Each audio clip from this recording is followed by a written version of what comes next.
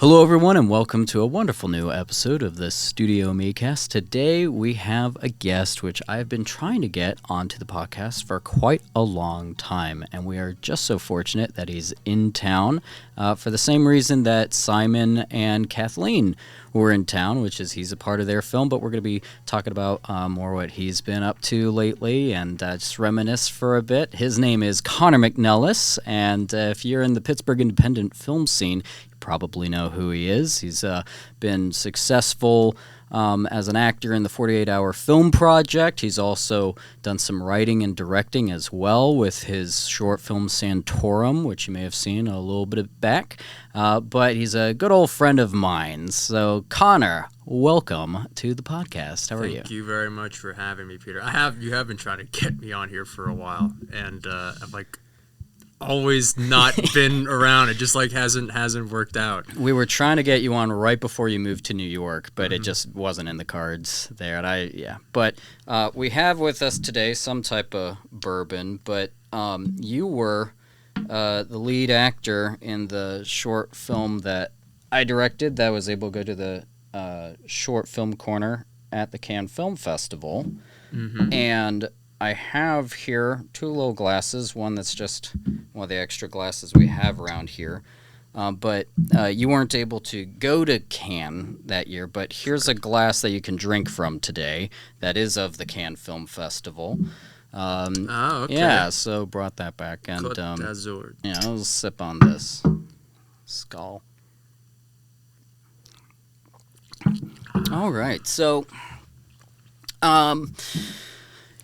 you moved out to New York to pursue acting. That's right. Similar story that we heard from Kathleen recently here on the podcast, but I want to hear what's been going on with you over there. So how long ago did you move out there, and how has it met or fallen in expectations? Just tell me your story, buddy. I moved to New York City in the beginning of December of last year, which was strange, not the move itself, but the timing of it, and being the end of the year and close to the holidays, because, we were saying my goodbyes to people. We had a going away party for me and everything. It was nice, and it felt like, this it's not like I'm going to be back, but this is the goodbye or the see you later, everything.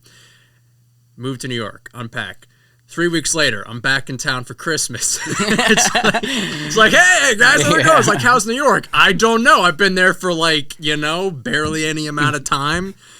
But I still haven't, done laundry, But finally. And I remember feeling when I was back here for Christmas and New Year's, it's like, I gotta get back there. I had this feeling of not that it's wrong to be back, but I need to get back and get started and get into this huge place that's full of people trying to do the same thing. I'm not even in just my field, but so many people are there to hustle. So many people move to New York because they want to hustle and do what they want to do there, and that's the ladder that they need to climb. I haven't heard someone said, I moved to New York City because I wanted to relax. Yeah. I mean, some people have dreams of moving to New York just because it's that magical city, but they don't move there to stay there, at least not, I think, for a long time. And maybe they find something that does keep them there for whatever reason, but most, if you're living there because you were born there, that's one thing. It's another to move there because there's something that you want to do that is kind of really only there, or only a handful of places in the world that you can do, and that's one of the big ones. So for the majority of this year, it's just been trying to just get involved where I can. And I remember thinking about how it was probably going to be a lot more difficult than here in Pittsburgh. It's a smaller city, smaller town, even though it took a number of years for me to meet and get to know the people I do now and whatnot, and I guess be recognized in the indie film scene, as you put it. But I expected going to New York, it was going to be a whole other ball game.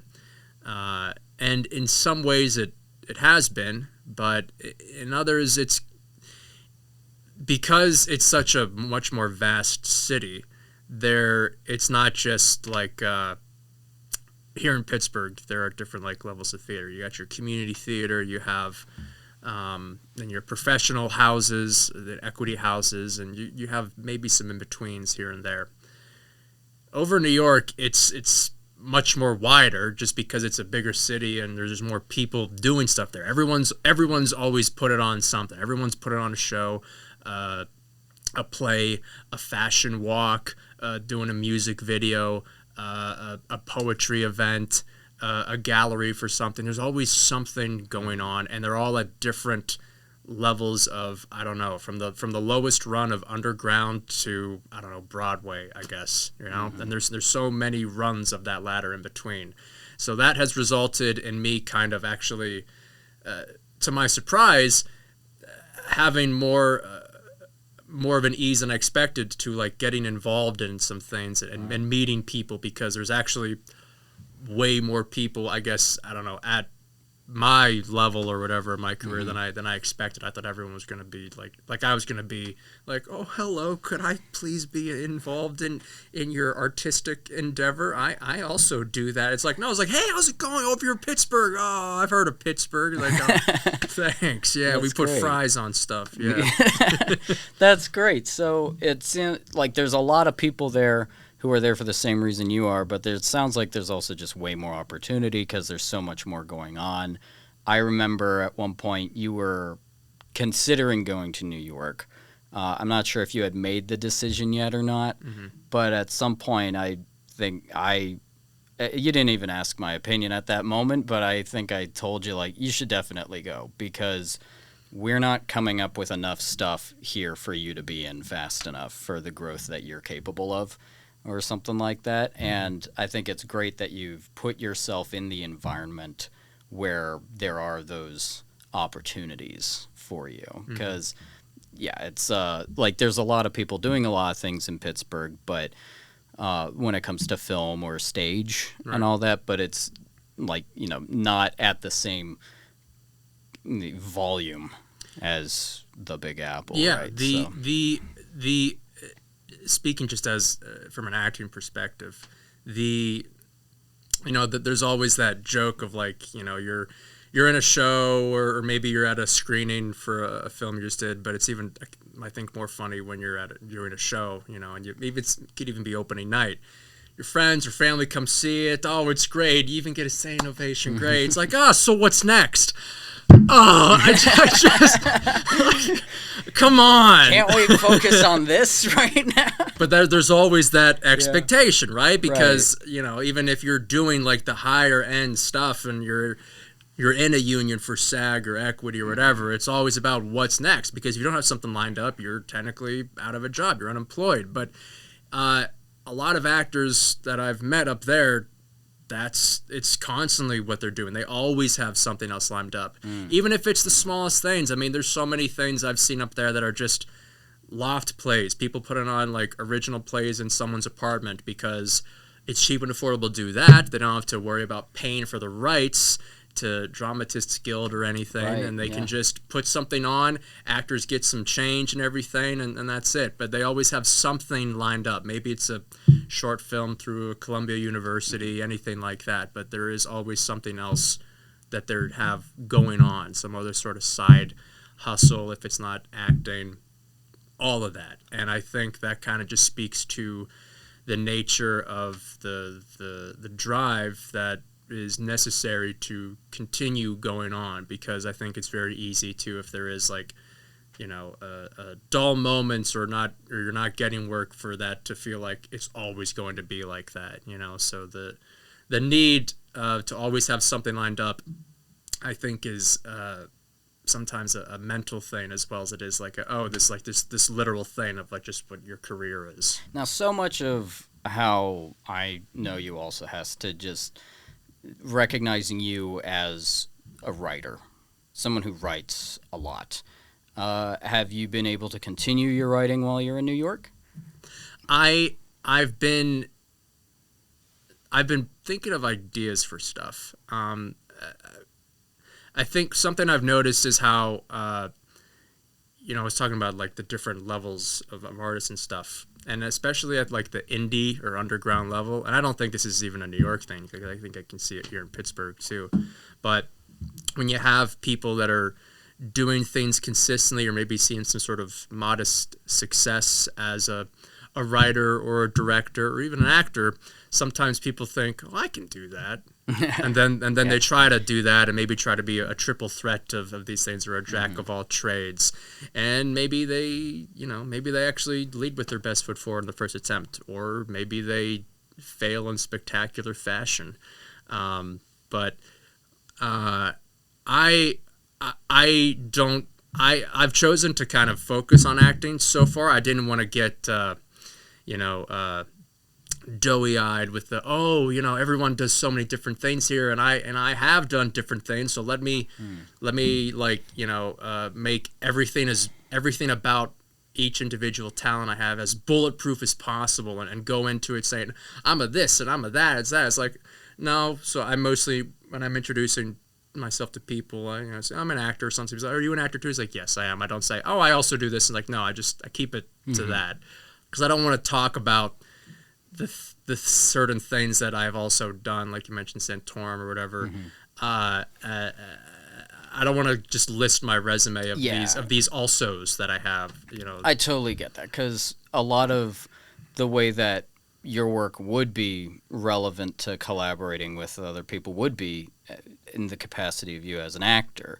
It's like, would it be great if someone produced a screenplay you wrote? That would be awesome, but that's not really what you're going for right now. And I think even more so, you would want to produce your own screenplay before that anyway. It's pretty normal. But I think it's also like it's a healthy thing too. And especially if you're in a position where, especially now with something like the SAG strike going on, a lot of people might not have the opportunities easily to have stuff lined up as much as they'd like. Writing work for yourself is the classic way to make work for yourself, obviously. And I did say, so there are certain like ideas I've had about things that would be cool to write as a one act or something, because then again, the ability to put something up, some original work, is a lot more feasible, I think, in my experience so far, just being in New York, because it doesn't seem to happen as much here. The original works that I see going up here in Pittsburgh tend to be in the equity houses that you see like in parts of downtown Pittsburgh or South Side. And maybe that's because, like, at the community theater level here, they're able to get by just on their committed audiences that come back and everything, and their season ticket holders and whatnot. But they probably wouldn't come to see original work as much as they'd rush to see this Shakespeare play or this Tennessee Williams play. That's a name thing. I think that's something that August Wilson really contributed with as a Pittsburgh playwright. And I hadn't really thought about that, where it would be really cool if there was, more of an original Pittsburgh playwright scene here, like where people go to see the new thing that no one's ever seen before. And if Pittsburgh became known for that, that would be pretty rad. Like, I love the productions that I do see here that aren't original books, but I mean, there is something for me extra exciting about, seeing something for the first time, like, oh, this was written here, or it's about this place, that kind of thing. Yeah. And, so many, it'd be probably impossible to tally it up. I would imagine that these days the most common place for a story to occur in would be New York City. So it also makes sense that there's a lot of original work there, I guess, like, and by that dimension of thought. I think it also helps that New York, just by default of being such a big city and being a mecca of artistic history with things like Broadway, has just, birthed a lot of huge artists over many, many decades. So I think it just the setting itself lends itself to creatives spawning out of there. So it's not it's actors, it's players, it's a multitude of fields. And here in Pittsburgh, it's been starting to take off, I think, more where those different fields are starting to shine more. I mean, you have, I think, some of the most talented makeup artists are coming from Tom Savini's school, right? Absolutely. And you have a lot of talented actors coming from Point Park and Carnegie Mellon. And there are, people I know who have, gone through the playwriting MFA route here, but it doesn't feel as much like that, right? Like they're doing original works here as much as they are trying to get it to a bigger stage, metaphorically and literally. There's speaking. like no shortage of talent here, right, for so many things, but. I mean, maybe I'm just kind of ignorant of these things at the moment, perhaps, but I don't, there doesn't seem to be, this is Pittsburgh's big playwright, there's, do you know? I could think of some names that are... Not that there aren't talented writers, okay? Oh, yeah. There definitely are tons of talented writers here, but... I think it's more about the accessibility of the circles that can come together for things like that. Like when I think of how often original plays, 1-act or 2-3-act plays are being done in New York City, some that I haven't even seen but I just know of because they're all these different it's like a Venn diagram of different scenes and circles that are all connected by being broke starving artists. But all of them together in that thing. And maybe it's a combination of volume. It's of these amounts of people, it's a combination of that they're much more easily connected because of a place like New York where you can easily get around with the subway and things.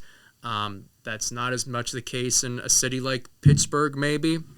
And maybe that has something to do with it. It's the amount of theaters that are in New York and the amount of other, just places that they can put on theater in other places. You have the parks.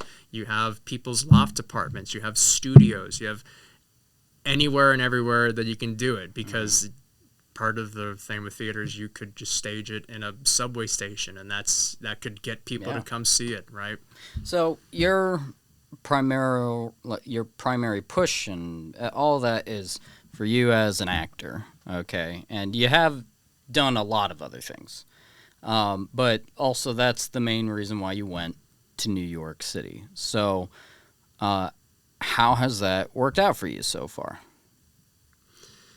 I would say that what it's resulted in is me seeing, I remember feeling like I'd be, out of my element or out of my league. I assumed that every actor I meet would be coming from Tisch or Juilliard or something, and some have. But at the level that I've kind of been surrounding myself with, a lot of people are from various levels of experience.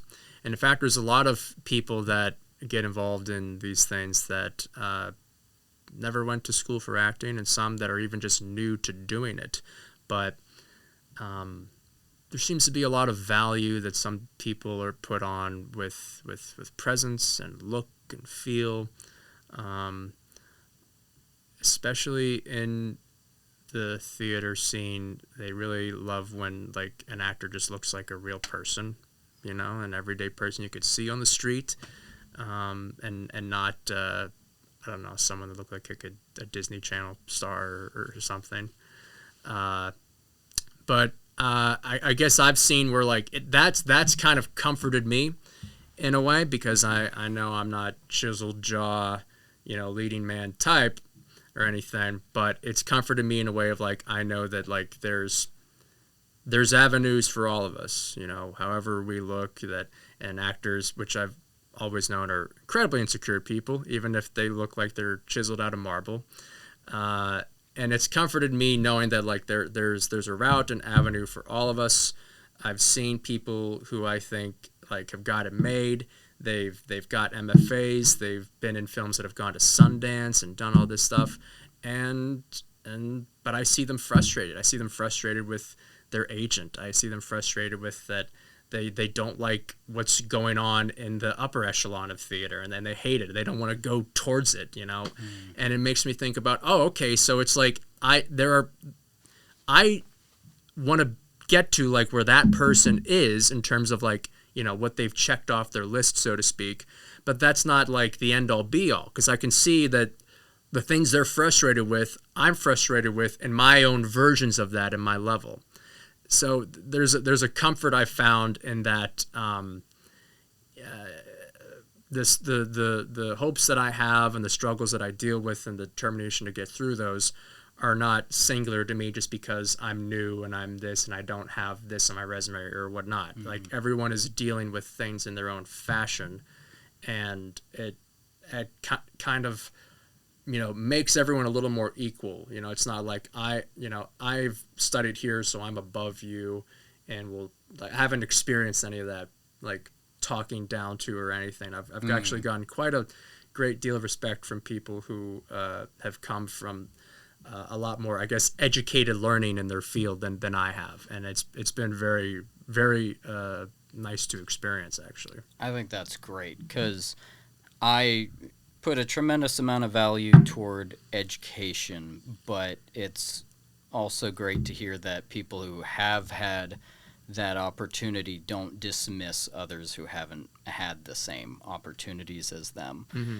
And that's really fascinating, how a lot of the stuff that the people who are perhaps, you might say, at another level are frustrated with a lot of the same things you are, it's still, you're all still in the same field, right? You know, like oh, I really need to get an agent, and this person's like, oh, fuck my agent. Hate him. Can't wait I want to fire him. I want to get rid of him. I'm like, ugh. Yeah. Oh man, that's wild. Have you been able to audition a lot?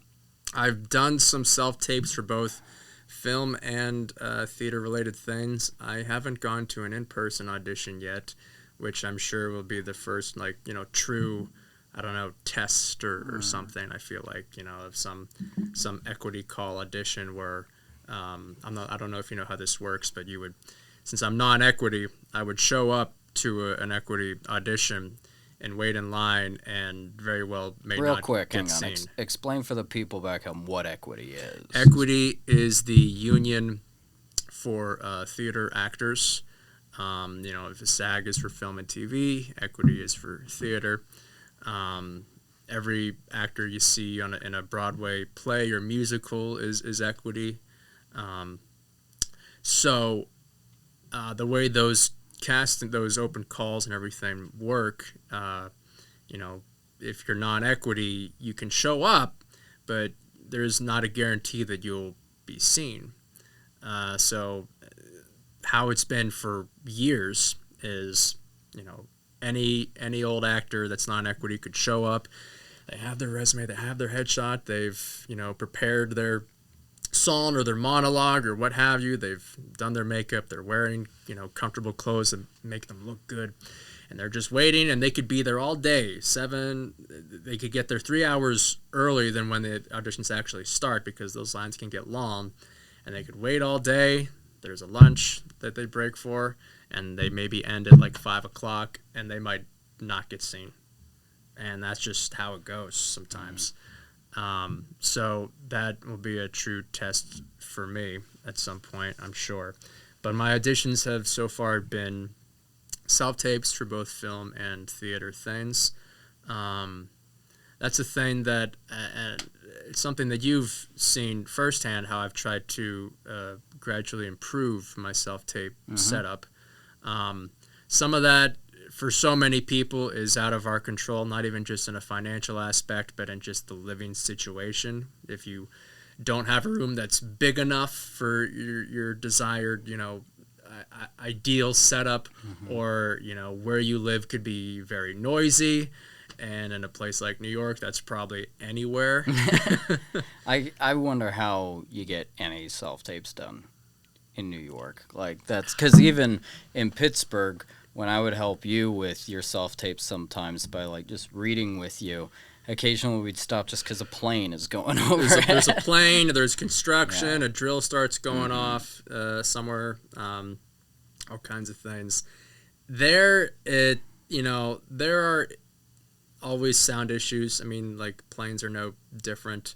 Not as much traffic, but I thankfully don't live on an extremely busy street. But it's also, like, sometimes it's just timing.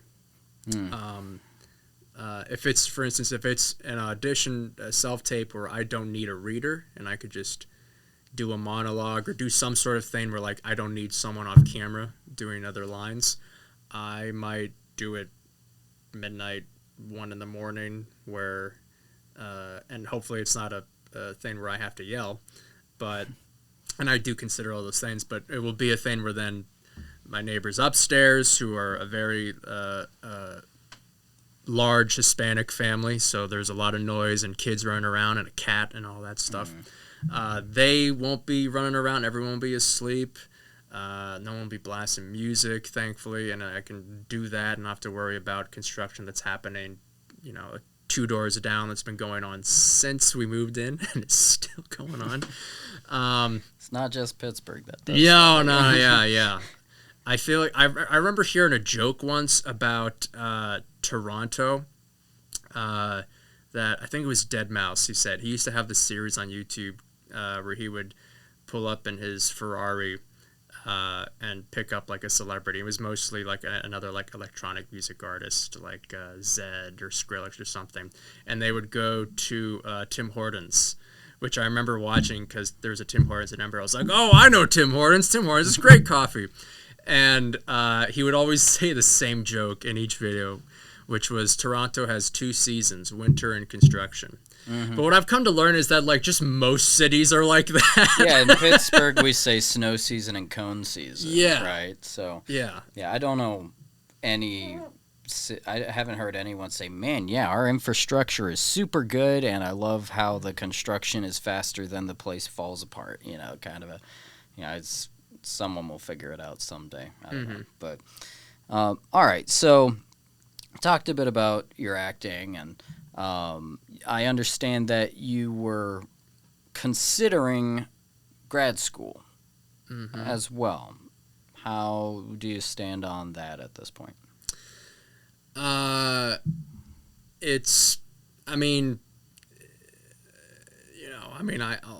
my reasons to not immediately jump into it are for so many of the same reasons everyone around the world has. It's not financially feasible for me currently. There are, things I could look into with scholarships that I could, potentially qualify for. Every person's dream would be, like a full ride sort of thing. And there are certain universities that do I guess a tuition-free type of thing. But then it's more about, do you want to go to that particular school, or do you want to go to the school you really want to go to that you would have to still get some chunk of change for? And there's also a thing to consider about, one of the main motivating factors for me going to New York was that, I'm still in my 20s.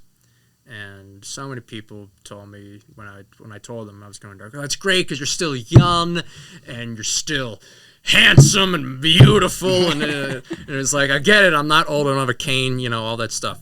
So, but, like, in general, the prime of an actor's career is their youth. It's their 20s and 30s and whatnot, because then, the unfortunate thing is you get older and there's not as many great parts for a lot of older actors, both in film and theater, So that's the time to really capitalize it when you're young, you get out of school or grad school and you go.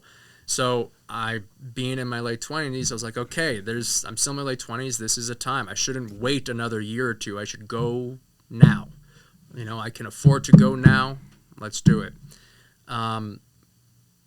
Considering grad school in the mix of that, different schools have different lengths of programs, and that's not also including different studios that sometimes function like a grad school program or this or that, like a Stella Adler or Uta Hagen's school and all these different things, where you could do something in 2 years, like a conservatory. You could do 3 years. You could do 4 years. I believe Juilliard is a 4-year program, but their fourth year is tuition free, I think. Oh, okay.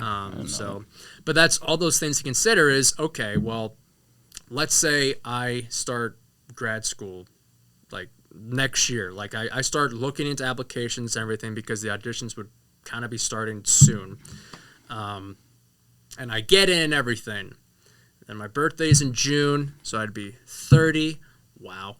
And then would start in the fall.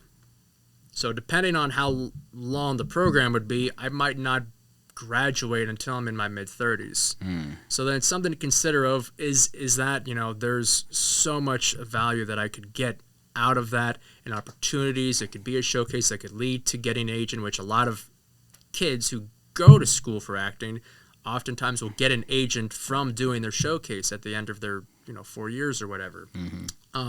So there's a number of incredibly valuable things, no doubt, that I could get from that. But is there a big sacrifice? Am I missing out on potentially the golden years? That I hate to say that, of like my prime of as an actor or whatever, by being in school rather than just going out here and doing it and auditioning and this and that. I don't know. It's kind of, I don't know how to weigh those things. And I feel like if it was on the table for me to take a full scholarship to like a dream school, then I would take it, no question.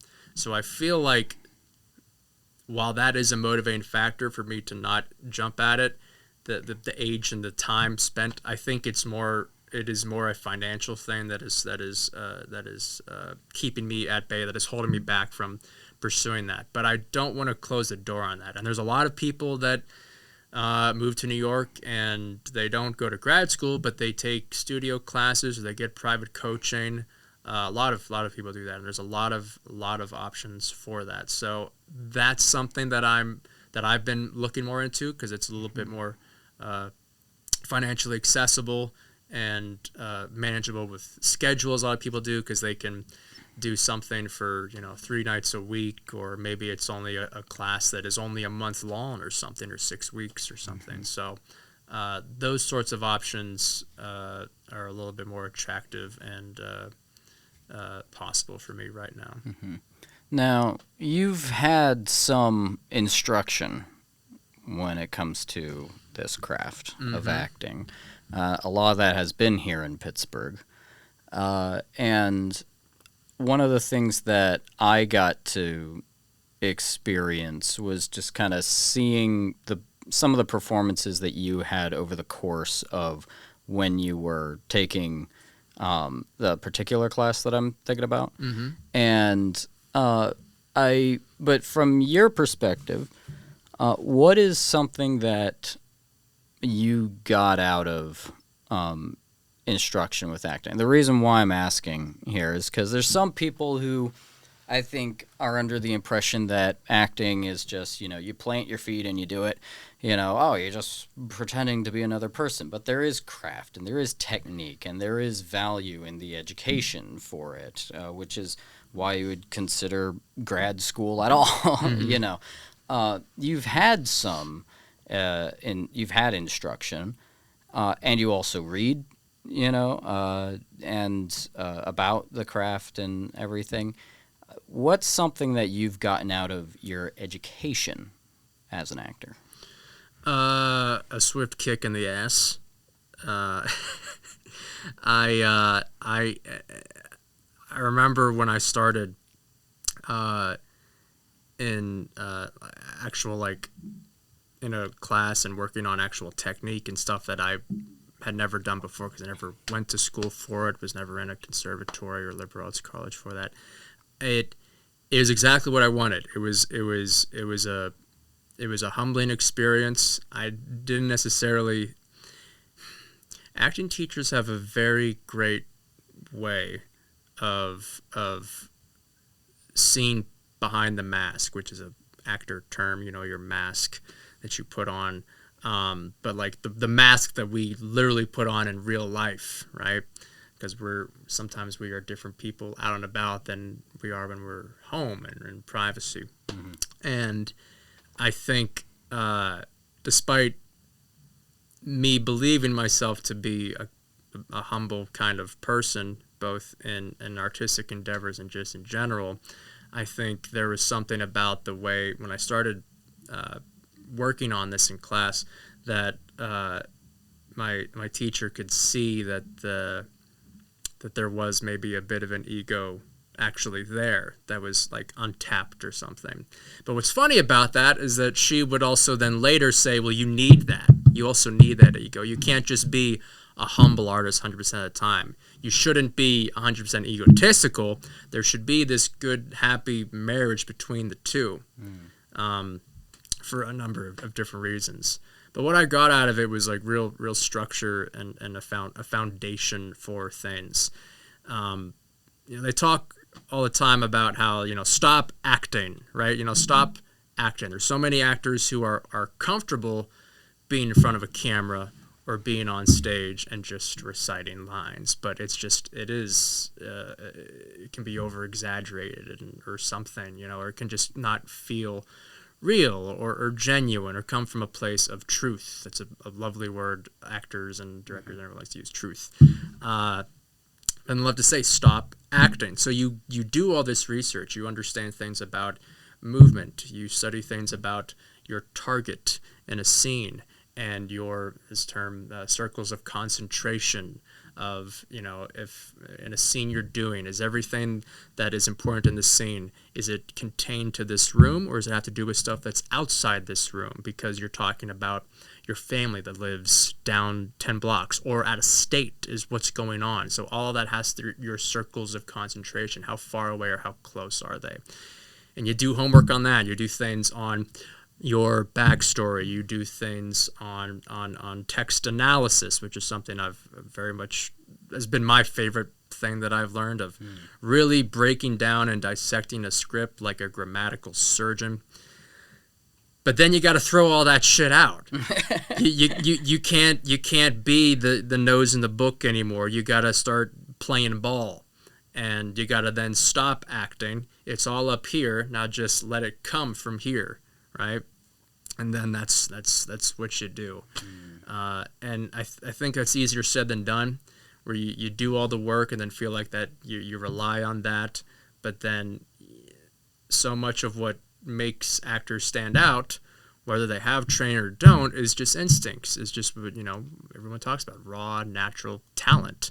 A lot of people can't get by on just talent alone, or it only can get them so far.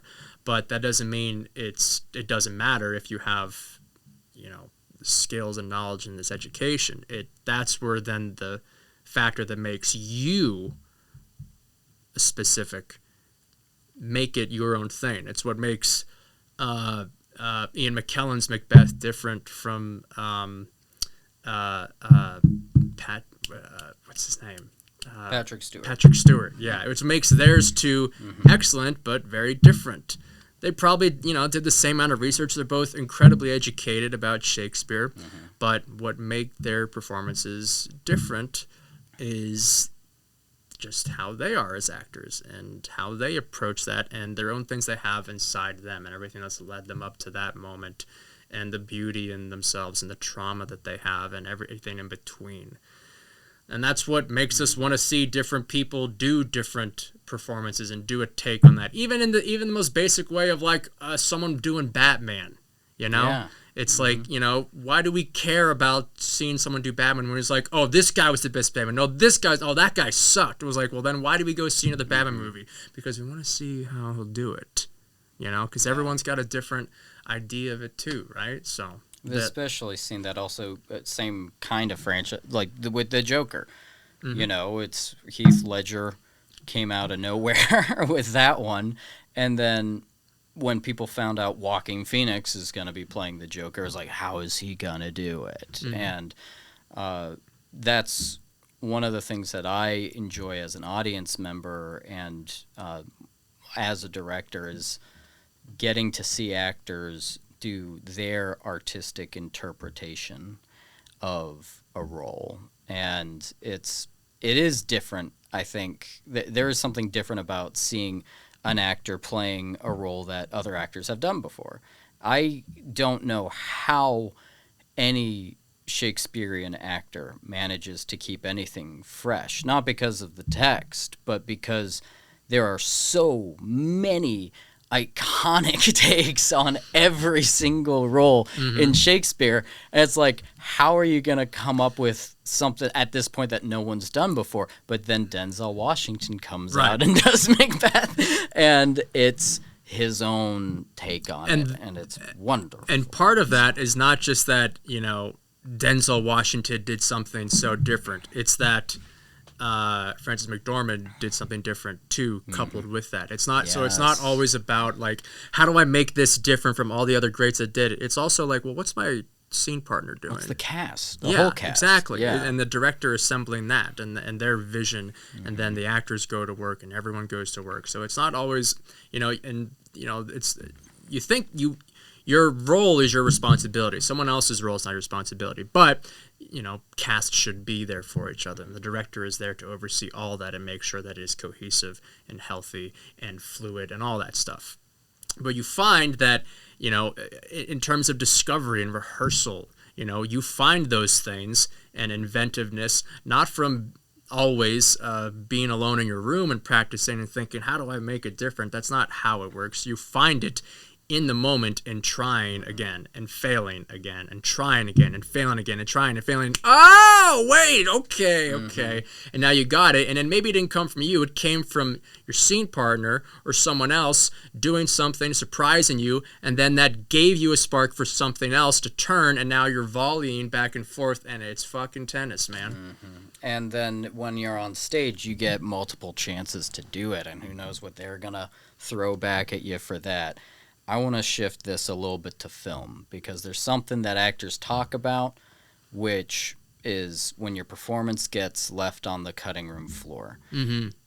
Beyond that, I don't hear a ton of actors talking about, I guess, the edit or the editors. Occasionally you'll get something. They're like, oh, I had way more scenes or whatever. But I want to, and part of it's like, if you're upset with another person on the project, it's usually best to keep your mouth shut anyway and just respect the process or whatever. But I want to get into the actor's perspective of an editor, because you've sat there with me when I'm editing before, But like, the more that I've come to appreciate actors continuously and realizing how little control they have over the film that they are front and center in, has made me kind of, think more about the perspectives that actors may have on that. For instance, whether you're doing a scene and then when you watch the film, you think, oh man, they didn't go with the best take or something, like maybe you can see if the editor made a choice on that take for pacing, but more pacing, less performance-based. I don't know, because I've only acted in a few films, really, like short videos, whatever, I'm in like tons of videos for the studio here, but I mean, like when I'm in like a short film or something like that, it's very rare. It's always a treat. But there was one film I was in, and I was like, oh my gosh, like they're just using all the takes that I did before I realized, oh, I need to quit blinking so much. And then for the subsequent takes, I wasn't like blinking constantly, and then I'm just blinking through this whole film. And I'm like, what? Are they not watching me? Do they not see? And I, of course... Now, for me, I got to have that be a positive, pretty much exclusively a positive learning experience, because it was like my push for what I do is not acting, right? In the same way that yours is. If I have the opportunity or someone needs me to jump in, I love to do it, But that's not I don't pursue acting, you know. What if what as an actor, what are some of your experiences or your perspective or anything that I've just said that might leap out to you when it comes to you're an actor and there's an editor and you have nothing to say about what they're doing? Right. So, like, you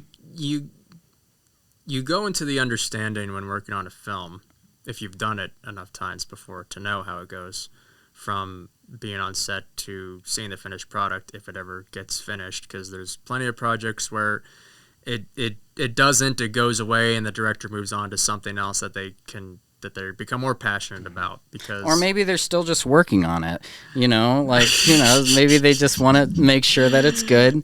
And it wasn't a no, personal. I know it wasn't. I'm just being shitty. But it can, you know, it's and that's not even like, it's an unfortunate thing, but it's an understandable thing, because different directors love different parts of the process of making a film. Some love production. Some love post and editing and seeing the film be created in the edit. Some prefer pre-production, and it's just writing the script, and it's thinking of storyboards.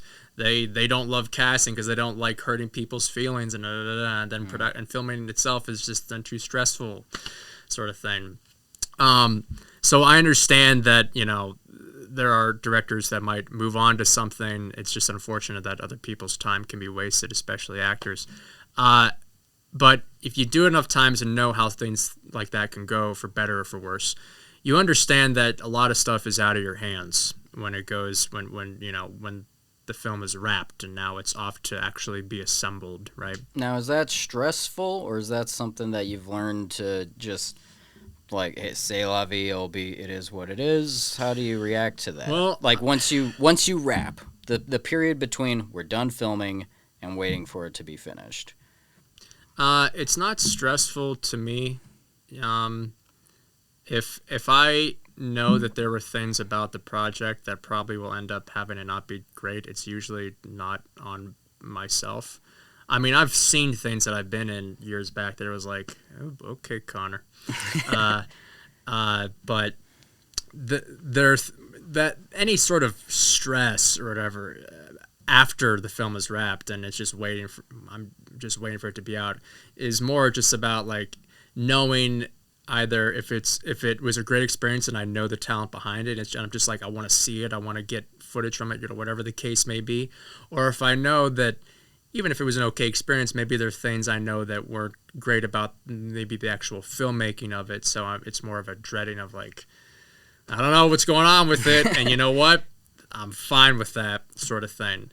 But in terms of actually being there on the day of filming, or however many days it could be, it's just accepting that responsibility of whether you're in one scene or every scene, you know, knowing your lines, because everyone is there, and then they gotta hand it off to you, and it's like, please get it right, please get it right, please get it right. You know, you don't want to be the damn diva. You don't want to be method the whole time. If that's your style, good for you. But if you do approach acting that way, you don't want to be so inconvenient that everyone has to wait around for you, or whatever the case may be. Especially if it's a project where it's low budget or no budget and things like that, and people are just given their time. But you got to understand that you have to accept that responsibility for things, and you might not have the opportunity to have everything go your way that could make you feel as prepared as you'd like. You get on film projects where you might not have rehearsals, which is not always a bad thing, because sometimes you can have those rehearsals on the day if the director chooses to have that, where you rehearse with the actors in the space or something and figure out the blocking there or something. And that can be great, because then you're in the room where it's happening and everyone's, and going and setting things up and getting gear out, but then you are sectioned off with the director and your scene partners, and that's just that. And then you get 30 minutes, you get an hour, maybe you only even get 10 or 15, but it's still something. And then you can work it with your other actor as well. but you might not always get that either. And the first time you might meet the director in person, besides maybe an audition, is there on the day, and same with your scene partner. And you just kind of have to understand that you have to come prepared, because everyone else should be on their A game, right? The cinematographer knows what he's doing, hopefully, where the camera's going, where the lights are going, what the temperatures need to be, the grips, the extras, where the sound, the batteries are charged, right? Everyone else needs to be on their A game so that you can be on your A game for them. You make their job easier, right? It needs to be this flowing machine. If every part of a set in a crew position from top to bottom is some part of an engine component, a gear, a tube, a this or that, transmission, I don't know cars at all. Even though I've seen every single Fast and Furious movie as of like 2 months ago. Oh, really? Yeah. I need to catch up on those. I've seen a couple of them, but they're so cool, man. I mean, I hear a lot of people just speak of them in a derogatory way. Like, oh, they made another Fast and Furious film, and I'm just kind of like, they're probably not unentertaining though, right? Do you know how you look up videos of people in Marvel movies and they're like going crazy, and when a character like appears or this or that and they're cheering, they're up in their seats? People do that for the Fast and Furious movies. Oh, nice. When Vin Diesel's character like saves the day and like gets a bomb out of the way with his car and does some insane stunt that should kill him, people in the theater, when I went to see Fast X in theaters, people clapped when he did that, and I was like, what the hell? It's crazy. Oh man, I love going to movies that feel like a spectator sport. Mm-hmm. Like my favorite example is just when I saw Django when it came out, and it was a great, or at least an optimistic Christmas for movies, because Skyfall, Les Mis, and The Hobbit Part 1 were coming out, and Django. And the rest of my family and I, we would watch a lot of movies on Christmas. That was a big thing that we always did. And we saw the other three, and then I was the only one at the time in the family who was a Quentin Tarantino fan, I think it's fair to say. And so my mom and sisters weren't interested, and I kind of dragged my dad and brother, without too much convincing, but like, hey, it's, the guys, let's go see a Western, the guys go see the Western. And that was by far the most fun we had at the movies that Christmas, because first off, we realized we have no idea where this movie's going. We don't know what's going to happen. It's like we know the story of Les Mis, The Hobbit, and know a lot about James Bond, but Django, anything can happen in a Tarantino movie, and the audience was so in it the whole time, laughing, cheering, gasping, but also not talking during the movie, because, I hate that. And it's like, no one was on their phone, no one was chatting, but people were exclaiming and just part of the film, and is probably one of my top 10 best theater-going experiences was Django. Awesome. And every time I watch a clip from that movie, I'll just be like, I can't believe this movie exists. Uncut Gems was one of my best movie experiences. Oh, yeah. Because, it was, the movie is just so stressful and intense, but, it was a palpable feeling throughout the audience. And there was nothing distracting about the audience, but it was such a palpable feeling throughout. And it was that collective feeling, if you watch a superhero movie and everyone's cheering, but, I don't know if I've seen a horror. There are so many times where I've seen a horror movie in theaters, and it's a bad experience because the horror genre attracts a lot of young audiences, obviously, and sometimes people get scared by jump scares a little too easily, and they just scream and yell, and then they laugh because they just got scared, and it's like, shut the fuck up. But and something like Uncut Gems, it was such a palpable feeling. Everyone was experiencing of no, but no one was necessarily vocally distractingly doing something like that. But it was so omnipresent, I watched that movie for the first time with you, and we're just watching on some streaming thing, and It was such a stressful movie.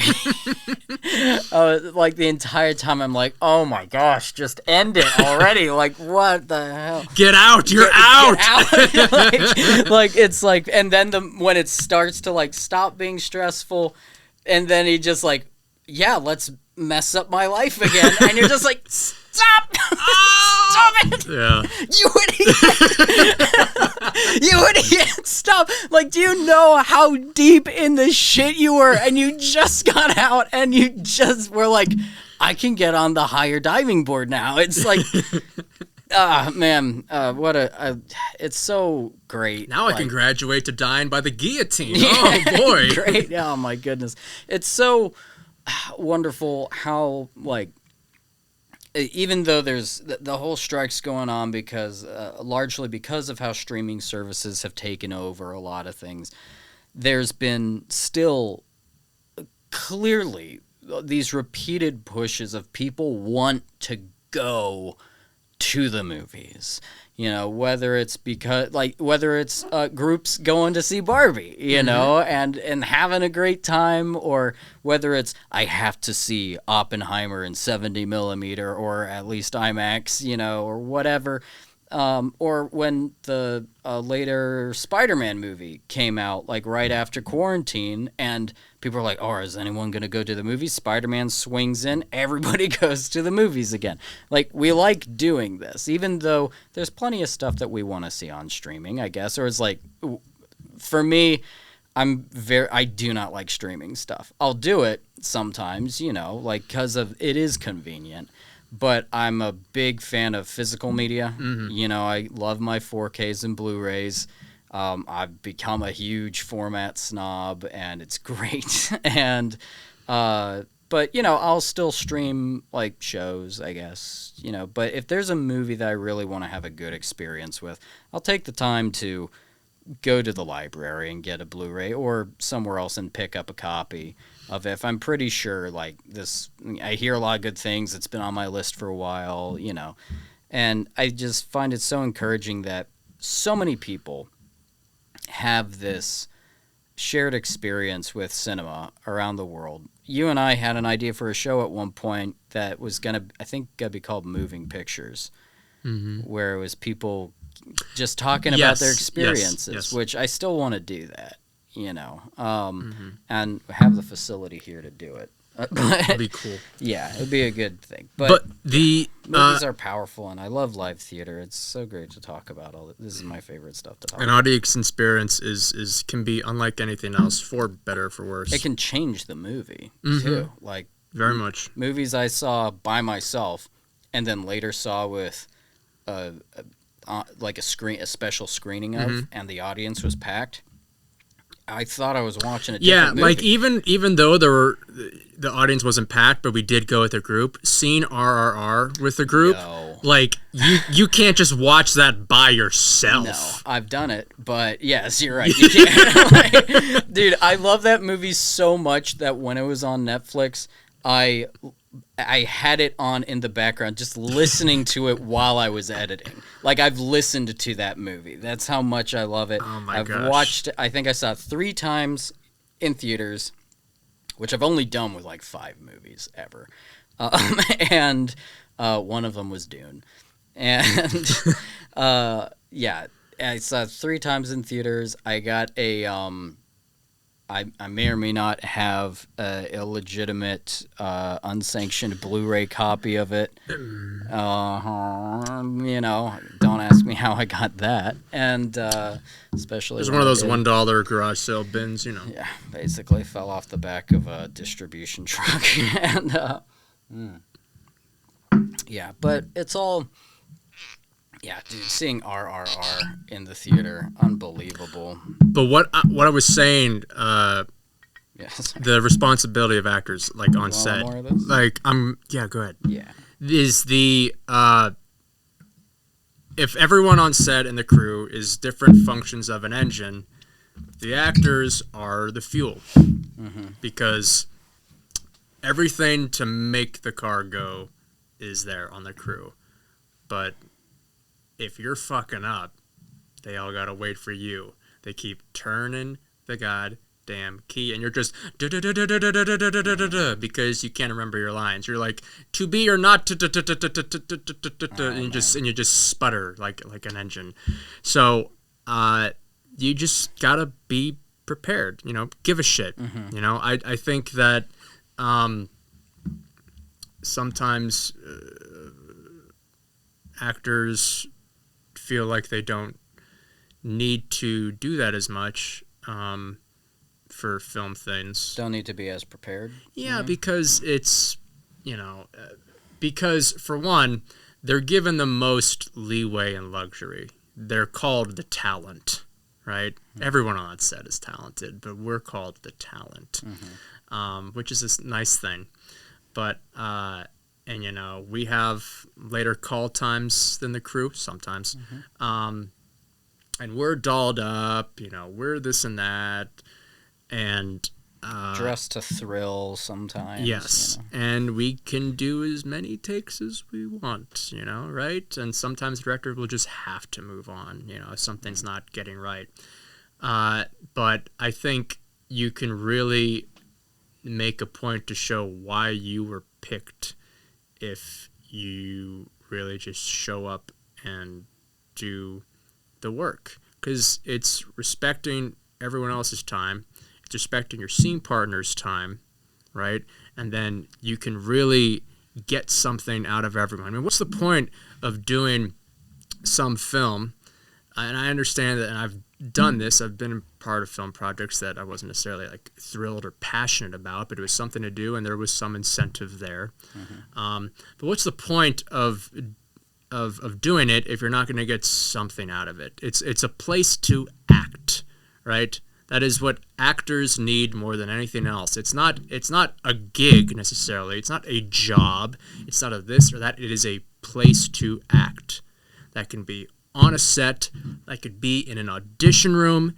It can be in a rehearsal. It can be on stage. It can be when you're 7 years old performing for your family. You said, oh, do that one dance that you do so good. That. It is a place to do acting. Philip Seymour Hoffman has talked about this in one of his, not an acceptance speech, but after he talked to the press after getting a Golden Globe or something. Maybe it was for Truman Capote.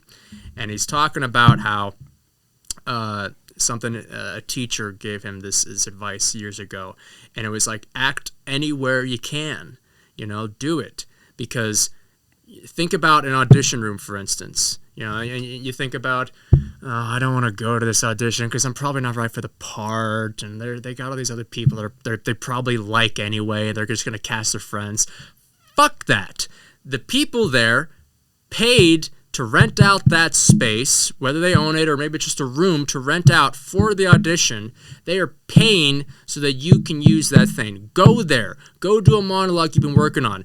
Pick a monologue you haven't done yet or that you've been meaning to. Go find a new play, read that, work on that monologue, then go and do it. And there's your first audience. Some casting directors, a director, a producer, maybe another actor, someone reading lines with you, and there you go. Like, there's an opportunity there. There's an opportunity in all these different places, and there's responsibility you can have for all of that, right? So, in terms of how that functions with an editor, there needs to be a trust. When you trust your scene partner, if you can trust your director, then you can trust the editor that you may never even meet. Because if they have a keen eye, then you can have that. You can have a familiarity with the things around you. I remember finding a discovery on a film set once where had to do with eye lines, right? And, you learned about how you're not supposed to pay attention to the camera. Don't look in the camera, right? And sometimes if you switch to the shot on me, your eye line can be right here, and I'm looking just to the right, my left of the camera, and that can be where the eye line is, because maybe that's where the actor is if it's an over-the-shoulder thing. But it's a difference between that and that. And you can't look right here, so you got to be right here. But sometimes, depending on the angle, it could look like you're actually looking past the actor when you don't mean to, even though you're actually looking at them. And it's a difference of looking at the left or right eye. And I learned that after doing a scene in a short film seeing the finished product and thinking, well, my eye line, it's not bad, but it looks like I'm looking past them almost. And I don't know if everyone necessarily felt that way, but it felt that way to me looking at it. So that was a bit of a learning experience of, yes, you shouldn't pay attention to the camera, but you should also be aware of it, I think, and understand how that all works. So I'm always asking, what's my frame? How much room do I have? Because, directors and people who are doing focus pulling will say, oh, you're fine. You can move and do whatever you want. We'll follow you. Like, I understand that, and thank you. And I don't want to be an actor that's like asking the cinematographer, director after every take, how was that? But I do want to understand, like, what is the room, essentially. Because then I can know where I can play with, and be not too much, not do this or that. And then I can function within this pillboxed frame or what have you, and do what I need to do, but then not be concerned too much with it. You're thinking about, in theater, you have your fourth wall, right? That's where the audience is typically in a proscenium setup. In film, there really isn't that. You have your 180 rule and everything, and you keep on that plane typically, but you're presenting two-dimensional shots in a three-dimensional space and everything, and none of that necessarily is that important on a film set, but I think sometimes it can be helpful to think about just how the shot is actually framed up. To not be so reliant on it where you're looking at the monitor after every take, but just to understand, okay, it's here, it's about this, I can go this far, let me do that. So then I'm not doing too much, so then I'm not realizing that a movement I've been doing consistently for 5 takes is cutting off the top of my head and making the cinematograph to always go up, and then it's just making it look like I don't know what I'm doing, even though they're covering for it. And maybe it doesn't even bother the director, but maybe it would bother you when you watch the final thing. So it's all about that. Absolutely. Well, fantastic. So one of the questions that I've seen someone ask Cillian Murphy recently, what's the best and worst direction you've ever gotten? And his answer was, the worst thing a director ever said to me was, am I a good director? and I knew exactly what he meant, and clearly you do too. He's like, the relationship was over at that point. Now, I don't think he meant I'm not friends with that person anymore or whatever that, but the relationship of actor-director was over. Would you still love me if I was a worm? Oh, my goodness. So, but for you, you don't have to name any names, and if it's from me, it's totally fine. But what's the worst direction you've ever gotten? Like, worst note or, direction you've gotten from a director?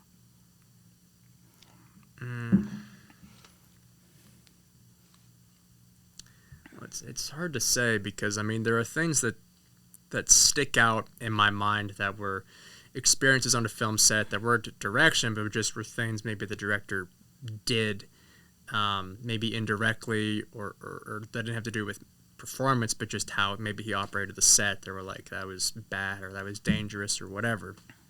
But in terms of an actual performance,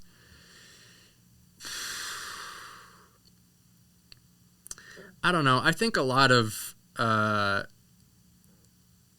directors that are younger and inexperienced, but have a lot of determination and vigor and really want to prove themselves, right? And really try to figure out what their style is, right? And they have their contemporaries and their influences that they may wear on their sleeve, which is very fine and normal. Will often direct actors in a way that I don't know, is kind of just like keywords, more sad, less less tears, like we're a dial on an amp or something, and sometimes that works. I don't know if that's necessarily I'd hesitate to call it a bad way of directing, because sometimes it can work, and even experienced directors, sometimes all I can do is just say that, because sometimes that's literally what it is. It's like you're doing exactly everything right, just a little bit more. And the actor can interpret that however they want. Maybe that means louder. Maybe that just means more physicality. Maybe that just means don't blink and it's an intense eye contact, and that's more. It's not necessarily bad direction to give, but it can depend on the actor. And if I get some direction like that, I don't roll my eyes at that or anything. But I think sometimes it's nice when a director is able to kind of, even a short amount of time, maybe between takes, get a little meticulous with it. Maybe talk a little about, okay, we've talked about the scene, maybe we've had rehearsals, maybe we've had a read through or two. And maybe we've done this scene or this part of this scene from maybe a couple of setups already. So we've already, got a couple of shots of you doing these same lines. But now we're in a close-up, or maybe we're in a wide, so it's different how maybe you approach how you're holding yourself and your movement in your body. So let's reconvene back to, what's happening here. What's at stake? And a lot of directors and a lot of acting teachers talk about the same things but just use different words. So, for instance, like, what's at stake in this scene, right? Sometimes people say that. Sometimes people hate to say that because it's a cliche thing. So instead they'll say something like, what does this cost? What is this going to cost this character to make this phone call, to say no, right? What would they do if they get turned down by this person, These types of things. And sometimes phrasing it in a different way in the words of that director, or in a way that could maybe work better for the actor, because maybe they don't like to hear that cliche phrase. They say it just a little bit differently, and then it can click differently. And that happened to me. That happened to me in an acting class I was in up in New York. I know the phrase, what's the stake in this scene? And I think about that in rehearsals for scenes, or even for a monologue, for an audition or something like that. And I was practicing a monologue in this class, and I kind of like answered as he was talking, like, yeah, what's the stake? And he was like, oh no. I was like, but like, and he rephrased it for me. What does this cost?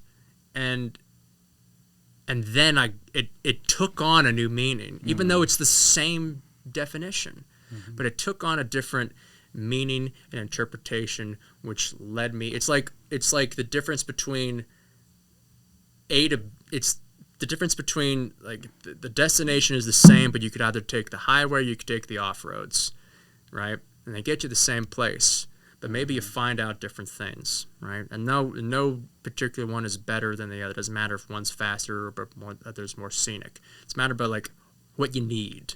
Do you need to get there faster, or do you need to see the trees? And in that moment, maybe I needed to see one or the other.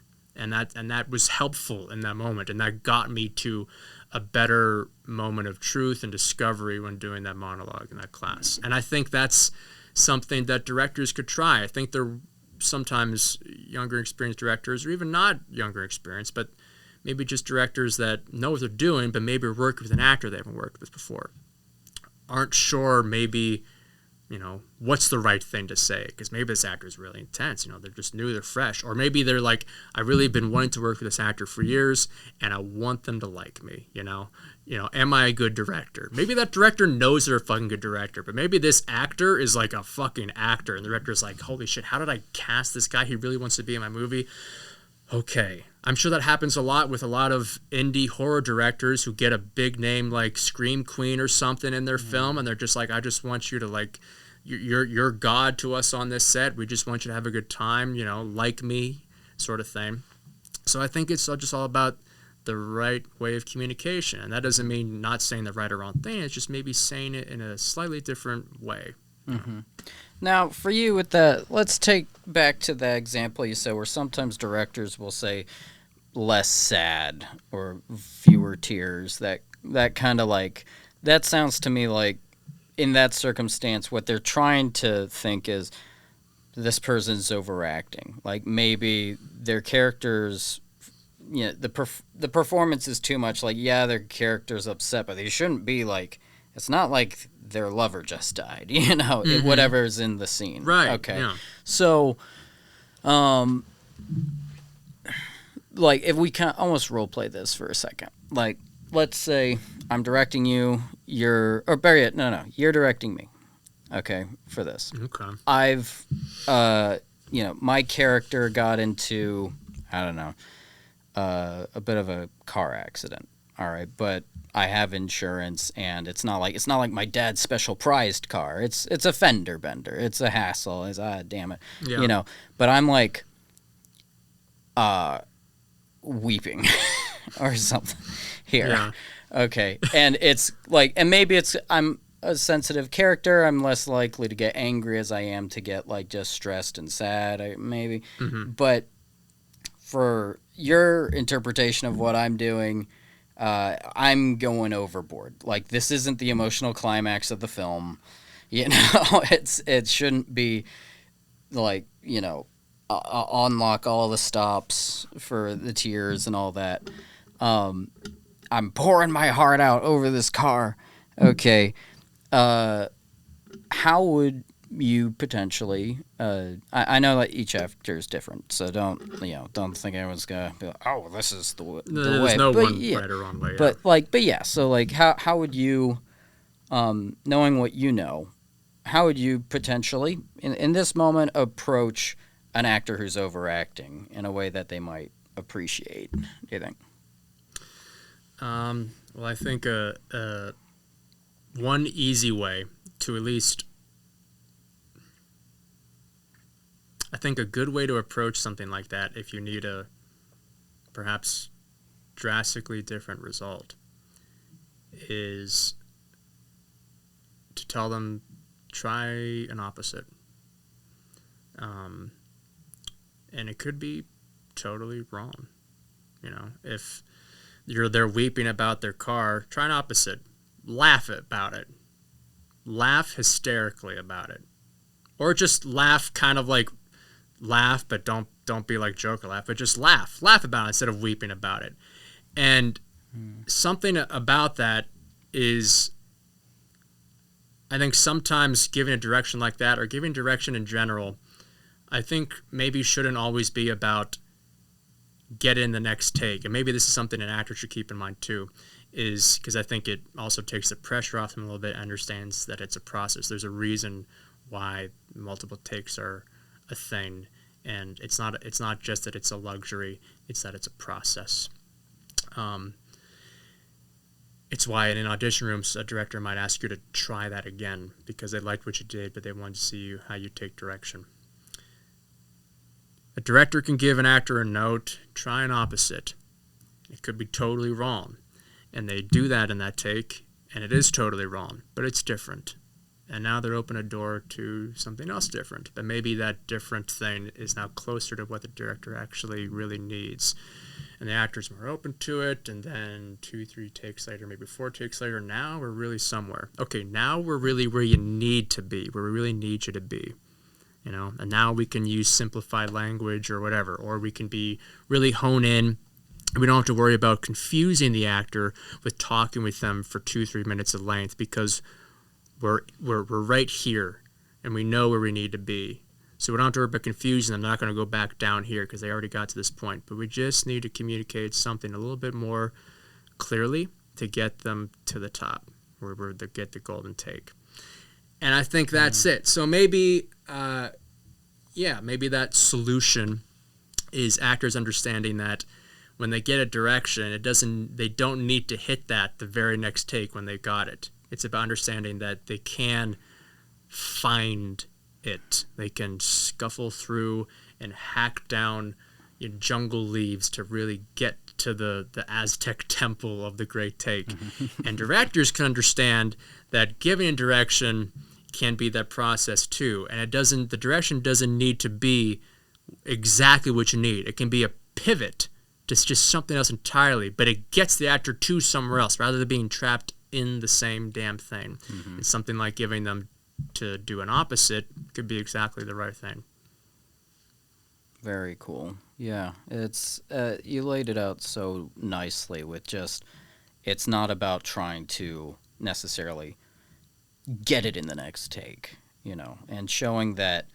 I thought that was just a really great description of the like actor director collaborative dynamic, and I think a lot of the time that dynamic is usually defined by the director of what it's going to be like on set, because there's times where I've worked with actors who were very polite, and just very, how are we going to do this, and weren't sure how much they could contribute, and I don't know if someone hurt them or if that's just the way they do it, because not everybody's on the same page, on any level. And one of the things that I put a lot of effort into is making the actors comfortable. Not all directors, even that's not even the goal for all directors. A lot of directors want to make their actors uncomfortable, and maybe I'll try that on purpose someday. But no, it's I think having that environment where the actors do feel a lot less stress about it, even if it's like they mess up a take, it's all they messed up their line, they stutter or whatever it is, and then they give themselves a hard time. I'm such an idiot, and a lot of the time that's not. I don't know if I want to say that's performative, because they are frustrated, but they often, I think, feel bad and want everybody else to know who they are sure is frustrated with them. Yeah, I'm mad at me too. I know it's unacceptable. And just being able to go over to the actor and be like, hey, look, don't worry about it. Everybody makes mistakes. We'll just do it again. It's like, don't. Or when actors are so like, oh, I'm so sorry I messed up. I'm like, hey, you don't have to say sorry. We'll just do it again. And then, because if they get stressed out from take to take, that's going to make it worse for everybody, All right, so we've had some bad direction ideas. You gave a good example of doing things the right way. Is there, I'd say, I want to talk a little bit about you as a director. Even though it's not the main thing you push, you have some experience directing. You are a director, therefore. And your short film Santorum, which you wrote, how many years ago was that one? That was 2018. Okay. A little bit back. When it comes to the way that you worked with the actors on that film, all right, I'm not the director of photography or even how you would write it, okay? But when it comes with you as director and how you were working with the actors, is there anything that you feel like you would do differently with the actors now if you were going to remake that film today?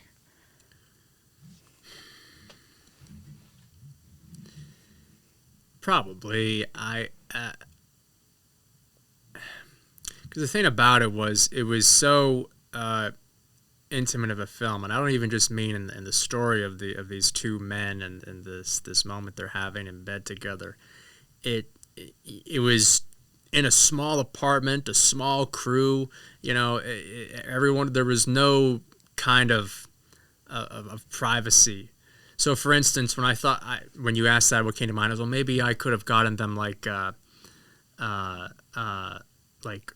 robes to put on, because both of them are in their boxers for a good bit of the film. So maybe I could have gotten them like robes or towels or something to put on, so when we cut and are moving on to another setup or something, they can feel a little bit more decent. But then they were both very comfortable without that, because they understand the kind of film they're on, that it's bare bones, it's low, no, all this stuff. So I guess more, if I were to change the approach I had directing the two actors, who were Jason and Chris, who were both very talented individuals. I guess I would try to. I remember I think there were times I talked to them separately, and then times that I talked to them together, where I felt like there were things that both of them needed to hear at the same time, and ones where I thought, I only want you to hear this thing. And I think there's a way that I could have approached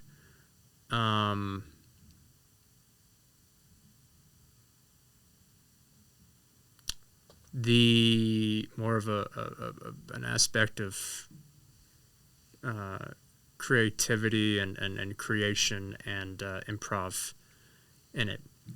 It was a incredibly short script, and its runtime I think is only 4 or 5 minutes in length. So there could have been opportunity, I think, to be okay. We have done a rehearsal for us before filming. These two actors are very comfortable being in an intimate setting together, and doing that in front of other people who they haven't met before, which is just part of an actor's job. Let me take the reins out of my hands for a sec and just give it to them.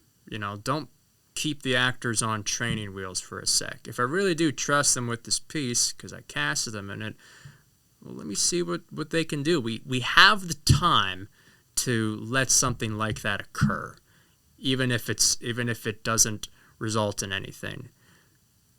Because let's say that I give them the reins and they say, I just want you to improv. You know the scene, you know your lines. Improv it. Paraphrase. I don't care. Move somewhere you didn't mean to. Switch sides. I don't know. Touch, anything, right? Just let it happen, and let's do that for a few takes. And if we find something, we can keep it, and we can build up on it. I think then there could have been interesting experimentation. Maybe we could have found something.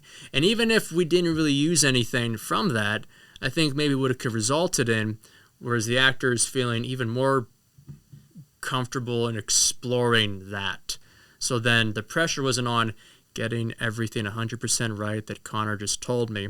And instead it could have been like, I'm getting something here, and I'm finding it, and I'm enjoying the searching for it in the moment. And it's not about hitting the mark everywhere because the camera's so tight and this and that. Instead it's about I'm here and I got it, and I'm serious and I'm focused, but I can still play, And I think sometimes that can easily be lost when there is, it's a dramatic film or a dramatic scene, and you really want to hit your marks and hit the beats, and the director is very put a lot of intent and detail on that, and towards with direction they give to the actor. So then it feels like, even experienced actors that know what they're doing, they're on their shit, like really just want to like hone in on that.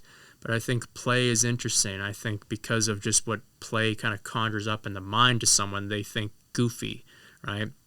And they don't think that connects, that doesn't go in the same direction with something that is serious or dramatic. But I think, no, it's absolutely the same thing. And I think finding the way to combine that and being comfortable with that is a thing that can be extremely valuable.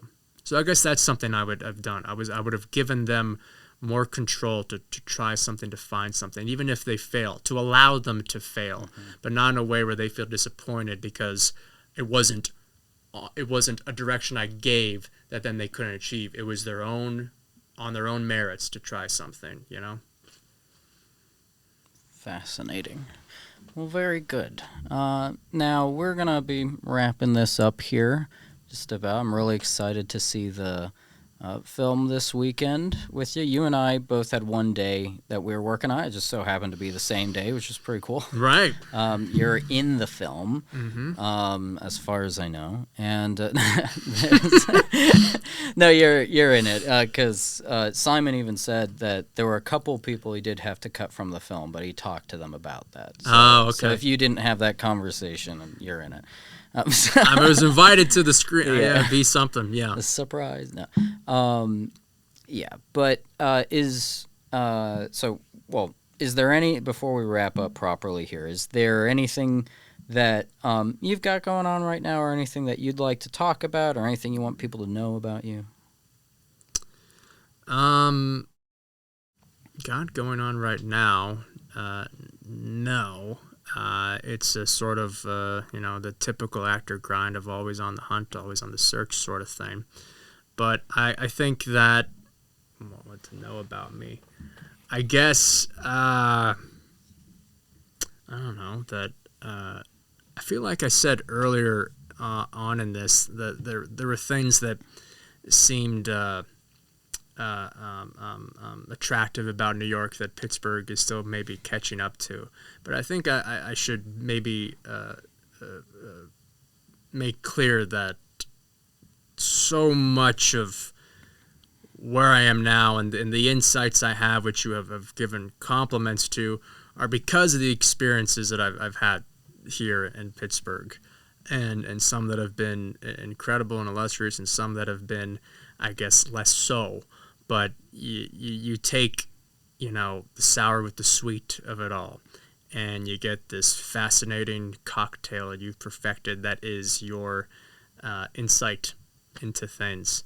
And that has all come from Pittsburgh. It's come from working with filmmakers like you. That has come from working with other actors from Point Park University and Carnegie Mellon and University of Pittsburgh, and some that have never been to any of those schools but are brilliant all the same. It has come from working in the community theater scene for many years, where a lot of them became like a sort of home and family, working with very similar and familiar faces of actors and directors and lighting directors and technicians, and having conversations with these people who all have such a fervent passion for their different fields. I do not have a passion for working light and soundboard, but boy, some people do, and it's fascinating how they talk about it, and that is so enjoyable. It's lovely to see the facets that there are of talents here in Pittsburgh, and whether they are staying here or going on, there is huge comfort in knowing that this is a place where so much of it has originated, and that across the country or across the globe there is an origin point to it. And for me personally, that origin point connects to so many different webs of connections of people that do anything and everything. And I feel very indebted to the people of Pittsburgh for allowing me to work with them and learn from them, and be like this vessel or this conduit to absorb so much, and for each director to be a sort of pseudo teacher for me and open their doors artistically, metaphorically, and in some cases literally. So I wouldn't be half the artist I think I am if it weren't for the 412. So there's that.